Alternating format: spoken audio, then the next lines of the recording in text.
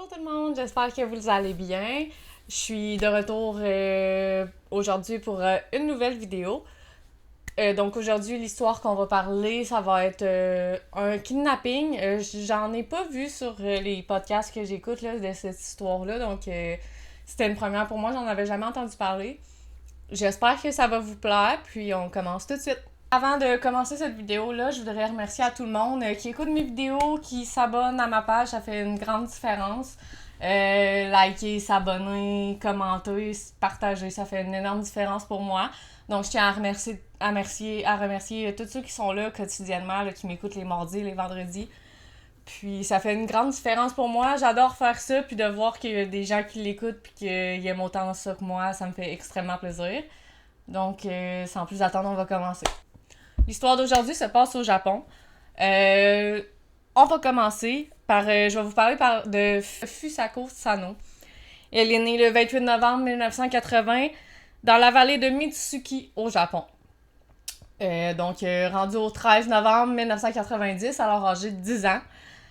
De 9 ans, Fukaso elle regarde un match de baseball après l'école, puis elle s'en va chez elle à pied à la suite. Là, tu sais, au Japon, en 90, c'était assez comme normal de laisser son enfant comme marcher seul après l'école le soir parce que j'ai regardé les taux de crime, là, pis t'as une chance sur 550 d'être victime d'un crime, mettons, grave, là.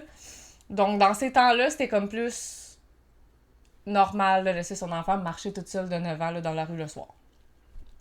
Donc, durant la route, elle croise Nobuyuki Sato. C'est un homme de 28 ans. Puis l'homme, il va forcer la petite Fusako à rentrer dans sa voiture en la menaçant de la tuer si elle le fait pas. Puis un peu plus tard dans la soirée, en voyant que sa fille rentre pas, la mère de Fusako va alerter les autorités. Donc, Nobuyuki, il conduit le long de la route de la ferme où Fusako a marché là, pour retourner chez elle, puis c'est là que, quand il l'a vu, il a décidé de l'enlever. Il va sortir un couteau de survie de 14 cm de sa poche, puis il va le poser contre la poitrine de la petite fille en la forçant à rentrer dans la voiture. Donc, évidemment, terrorisée par la peur, elle fait ce qu'il dit, puis elle rentre dans la voiture. Il va la prendre, il va la mettre dans le coffre, puis il va l'amener jusqu'à chez lui, où il va se garer à l'arrière de sa maison pour faire rentrer Fukaso dans sa chambre. Puis par la suite, il va retourner se garer en avant de la maison, puis rentrer comme si rien n'était, comme s'il revenait du travail. Il va saluer sa mère là, comme s'il venait tout juste d'arriver. Il savait que sa mère, elle allait pas monter dans sa chambre parce qu'il lui interdisait de le faire. Puis il devenait extrêmement violent s'il montait en haut. Donc, tu sais, sa mère, elle n'osait pas monter à l'étage. Là, comme il habitait à l'étage, puis elle habitait en bas, puis jamais elle montait en haut. Donc, dans sa chambre, il menace Fusako en lui disant qu'il peut pas quitter la pièce, qu'il va devoir vivre avec lui, puis qu'il va être là tout le temps, puis que si elle essaie de s'échapper, il va la tuer et l'enterrer dans les montagnes ou bien jeter son corps dans la mer. Tu sais, il dit ça à Fusako qui a 9 ans, donc c'est sûr que terrorisée, elle l'écoute, elle essaiera pas de s'enfuir, puis elle va rester là. Je vais vous parler un peu plus de Nobuyuki. Nobuyuki Sato, il est né en 1963 dans la ville de Kashiwazaki, la ville au sud de la ville de Sanjo. Le père de Nobuyuki était assez âgé, puis sa mère était très aimante, puis certaines personnes de la ville croient qu'elle était même trop aimante, la gâtait beaucoup trop son fils. Même s'il était un adulte, là, il payait tout pour lui. Puis il était un enfant assez privilégié là, de ce que les gens du village disaient. Il avait son propre étage dans la maison familiale, il pouvait acheter ce qu'il voulait, puis il vivait la vie comme privilégié d'un enfant unique. Après avoir quitté l'école, il a commencé à travailler dans une usine de pièces automobiles, sauf qu'il y a un jour qu'il est rentré au travail, puis qu'il s'est comme retrouvé dans une toile d'araignée. Puis ça l'a tellement traumatisé de ce qu'il dit qu'il n'est plus jamais retourné travailler. C'était comme la dernière fois qu'il était travaillé. Pour une toile d'araignée. On voit quel genre d'enfant que c'est, un enfant vraiment gâté, là. En 1989, le père de Nobuyuki est décédé. Puis il y a des voisins qui ont rapporté là, qu'après la mort de son père, il est devenu de plus en plus violent, là, même avec sa propre mère. Sa mère était souvent vue avec des yeux au bord noir, puis des ecchymoses un peu partout sur elle. Ses tendances violentes, c'est ça, ils ont dégénéré avec sa mère, il la battait régulièrement, puis il utilisait un pistolet paralysant sur elle, un teaser, je crois, sur elle. Puis sa mère qui souffrait à la fois mentalement et physiquement des agressions de son fils.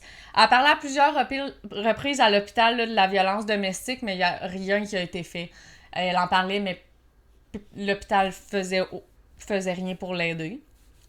Donc, en juin 89, un peu plus de 1 an avant qu'il kidnappe la petite Fusako, il avait tenté de kidnapper une autre petite fille, mais il avait été repéré par... il avait repéré une écolière dans la rue.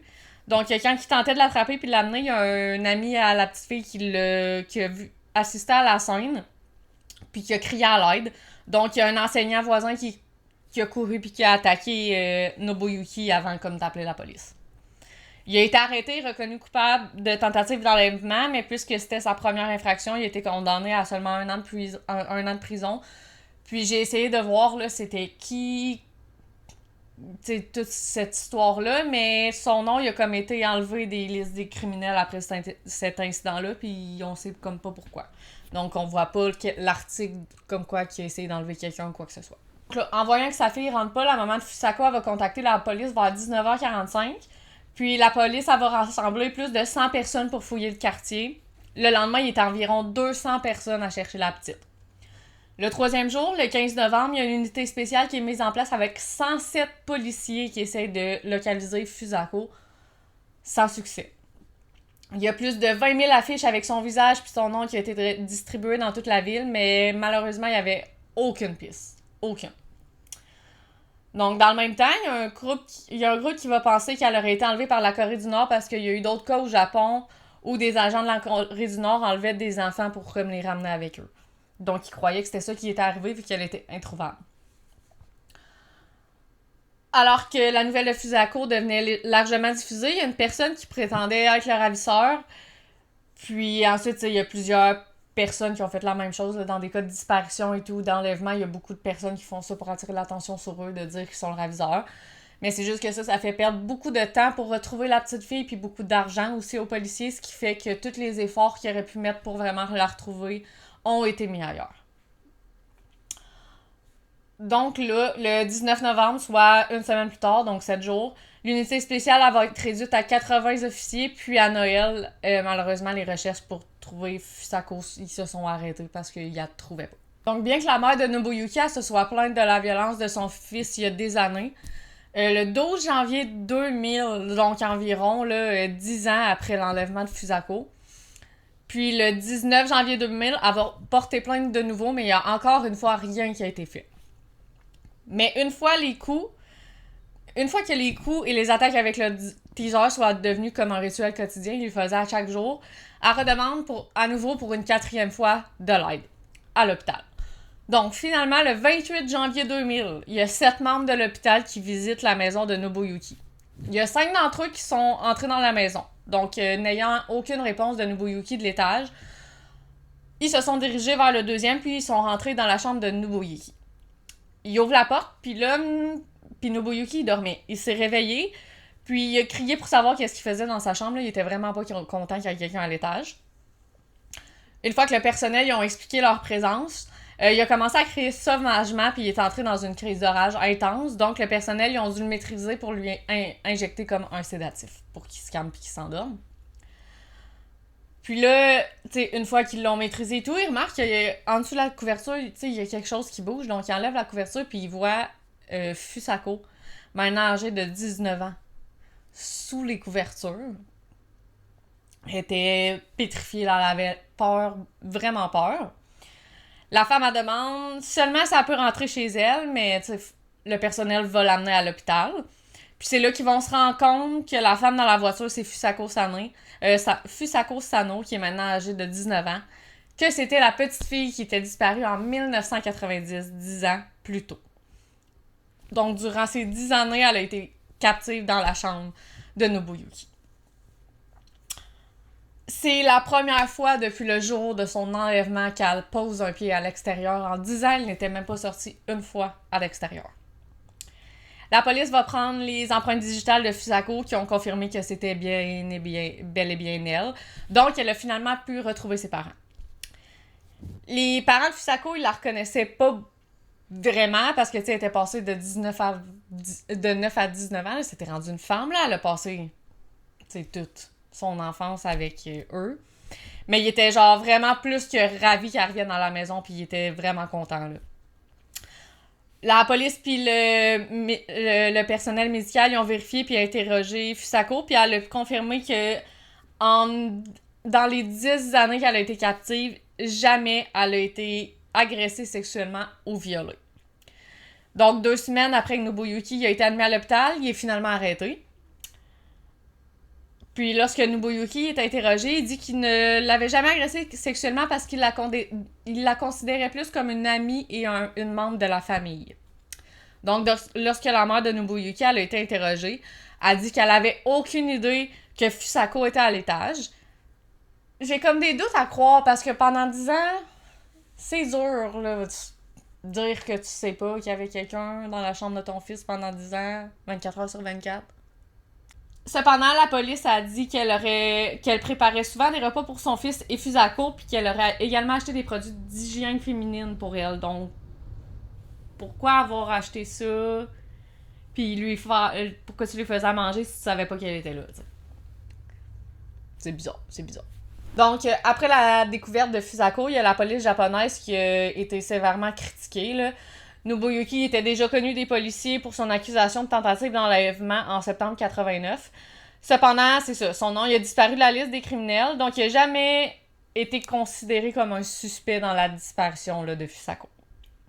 Lors de son sauvetage, le chef de la police, Koji Kobayashi, il se présente pas au poste de police pour superviser la situation. Lui, à la place, il passe la soirée à jouer au mahjong avec le chef des bureaux de police régionaux, au lieu d'aller superviser là, toute l'opération avec Fusako là, au poste de police.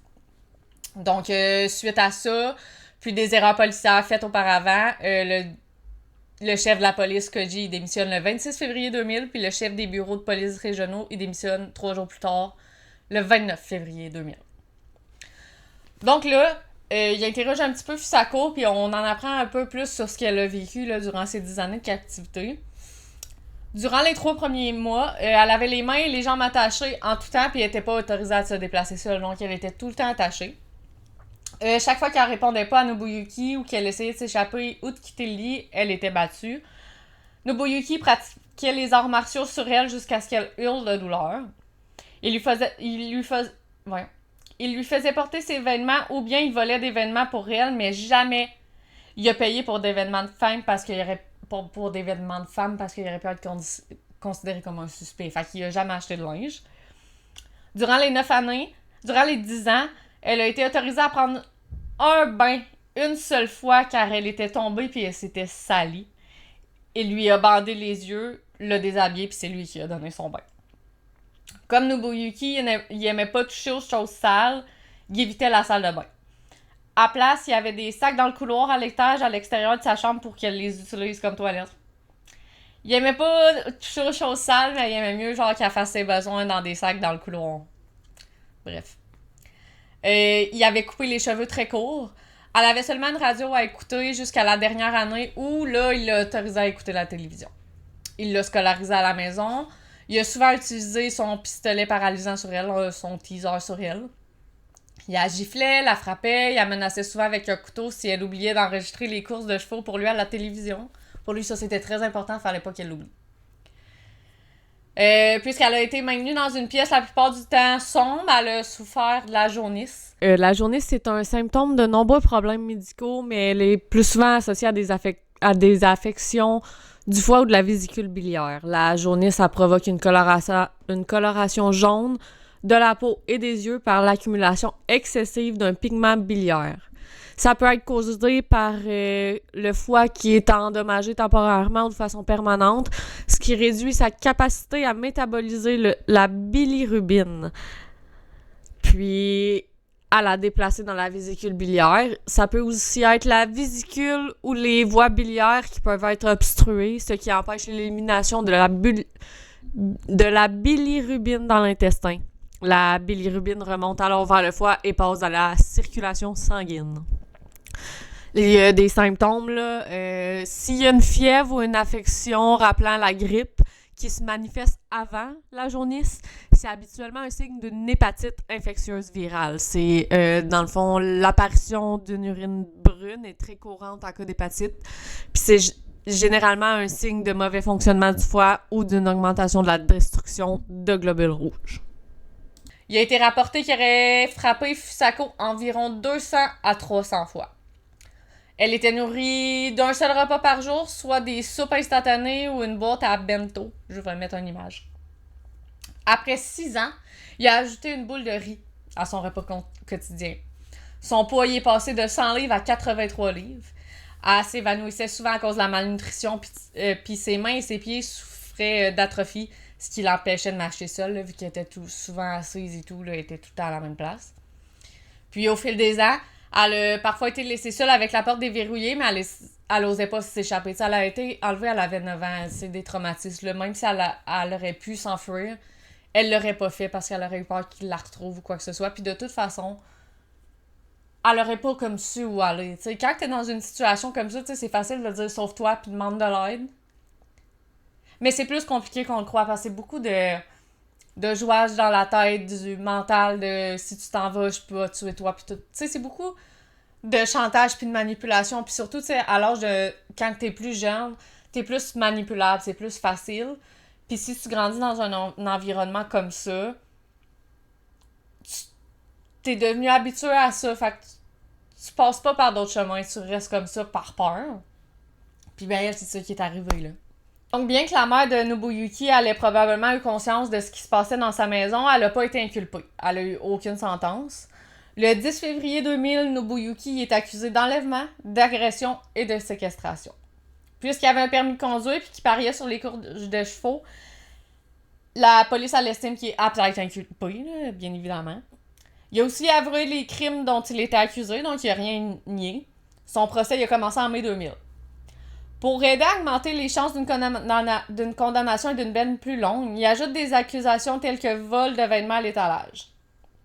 La défense, quant à elle, a tenté de montrer qu'il était criminellement aliéné et inapte à subir son procès, comme la plupart de la défense font. Mais les psychiatres l'ont trouvé mentalement apte à faire face à ces accusations, puis il a fini par plaider coupable. Donc, quand tu déclares coupable, il n'y a pas de procès. Donc là, il est reconnu coupable, donc il est condamné à 14 ans de prison. Son équipe, elle va faire un appel, puis lors de son deuxième procès à la Haute Cour de Tokyo, sa peine va être réduite à 11 ans. Mais l'accusation a fait face à l'appel de son cas, puis il a été envoyé à la Cour suprême japonaise qui a finalement décidé de rétablir sa peine initiale de 14 ans. Il est inculpé à la Shiba Prison. Nobuyuki a été libéré en 2015 à l'âge de 52 ans. Bien qu'il ait passé 14 ans en prison, il n'a pas pu être réhabilité ou faire face à ses problèmes de santé mentale. Il a changé de nom, il a déménagé dans la ville de Shiba au Japon. Puis il a aussi reçu des conseils, puis il a pris des médicaments psychiatriques là, pour sa maladie. Sa mère est décédée de cause naturelle pendant qu'il était en prison. Puisqu'il était incapable de travailler, Nobuyuki recevait de l'aide sociale du gouvernement. Puis il vivait dans un centre de vie gouvernemental pour personnes handicapées. Puis en 2017, 2 ans plus tard environ, de sa sortie de prison, âgé de 55 ans, il est décédé dans son lit des suites de sa maladie. Donc il a passé 14 ans en prison, puis 2 ans après sa libération, il est décédé. Donc là, on se demande c'est quoi qui est arrivé là, à Fusako. Là, j'ai vraiment voulu comme vous parler de Fusako. C'était, tu sais, parler de c'était un enfant comment et tout, mais on n'a pas beaucoup de détails sur sa famille. Il n'a pas voulu vraiment faire de commentaires ou quoi que ce soit, là, parler un peu plus de sa vie. C'est pour ça que j'ai un plus gros portrait là, du kidnappeur que de la kidnappée, malheureusement, que de la victime. Mais on sait qu'une fois qu'elle a été libérée de son raviseur, elle a été hospitalisée pour un trouble de stress post-traumatique, puis elle a connu des problèmes physiques et mentaux, ce qu'on comprend très bien. Elle faisait des cauchemars récurrents, puis elle avait de la difficulté à parler aux gens. Dû à son kidnapping, les médecins ont constaté que sa façon de parler et d'agir ressemblait à celle d'un enfant. Même s'il l'avait scolarisé à la maison, tu sais, c'est pas le gars le meilleur pour éduquer un enfant, on va se le dire. Son corps il était mal nourri, déshydraté, puis elle pouvait à peine marcher. Une fois qu'elle a été retrouvée, ses parents Une fois qu'elle a retrouvé ses parents puis qu'elle est rentrée chez elle, là, sa santé elle s'est très très vite rétablie. C'est souvent ça, une fois que tu rentres dans ton cadre de vie à toi, dans ton cercle, tu te remets plus vite de tes blessures.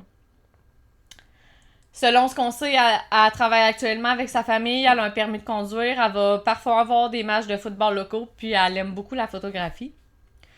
Elle a toujours du mal à socialiser, puis elle aime passer du temps seule, ce qu'on peut comprendre. Tu as été 10 ans avec un ravisseur dans une chambre, obligé d'être avec lui. Après ça, t'aimes passer ton temps seul. Son histoire est pas seulement choquante à cause de la durée de sa disparition, mais à cause de tous les échecs qui l'ont fait disparaître puis qui auraient pu faire en sorte qu'elle aurait pu être retrouvée beaucoup plus tôt. Dont plusieurs facteurs tels que l'incompétence des policiers, le manque de soutien pour les victimes de violences domestiques, l'incapacité des personnes responsables du bien-être et de la maladie mentale à répondre aux appels à l'aide et l'absence de lois ou de règlements appropriés pour empêcher ces types de crimes de se produire. Donc, c'est une très grosse histoire, là. Elle a été enlevée pendant 10 ans. C'est les détails qu'on a. J'ai vraiment fouillé tous les articles. C'est le plus que j'ai pu trouver. J'ai pas eu plus d'informations que ça que sur Fukaso Sano. Donc, j'espère vraiment que cette vidéo-là vous a plu. Puis, ah oui, mes sources. J'ai Wikipédia, Badja News, BBC News, Medium.com, WikiWen, Japanocolic. Donc, n'hésitez pas à liker, commenter, partager. Merci, bye!